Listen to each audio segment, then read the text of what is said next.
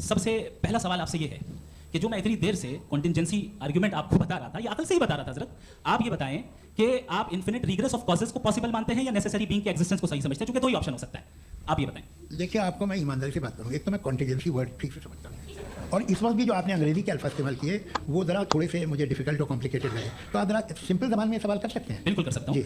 Universe की हर चीज contingent होने का मतलब ये है कि वो अपने एग्जिस्टेंस में किसी के ऊपर डिपेंडेंट है। जो भी चीज डिपेंडेंट होगी वो चीज इंडिपेंडेंट नहीं हो सकती, तो उसका कोई ना कोई कॉज होगा। तो अब आप क्या समझते हैं कि ये इन्फिनिट रिग्रेस है, यानी कॉज पर कॉज, कॉज पर कॉज, कॉज पर कॉज, और कभी कोई यानी एंडलेसली चलता रहा, क्योंकि अगर ऐसा होगा तो हम तो एग्जिस्टेंस में आते ही नहीं। लॉजिकली ये मुत्तफक अलैह चीज है, मुत्तफक अलैह अग्रीड अपॉन।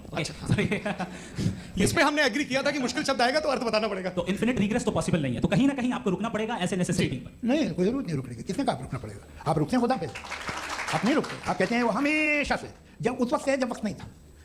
आप कहाँ रुकते हैं कि अब हुआ था वो? आप नहीं कहते। हम क्यों नहीं मान सकते कि यूनिवर्स जो है और बल्कि मल्टीवर्सेस जो है वो हमेशा से हैं, वो बनती है, बिगड़ती है। एक हमारे यहाँ एक चीज़ है ब्लैक होल, वो समेट लेता है वापस, फिर ब्लास्ट होता है, फिर फैल जाता है, और इसमें हमारी तो खैर कोई औकात ही नहीं है इंसान की। एक छोटे से जर्रे पे हम 50-60 साल की उम्र रखते हैं, जो करोड़ों अरबों साल की कायनात है उसमें, और पैदा भी नहायत ही बेहुदा वजह से हुए थे।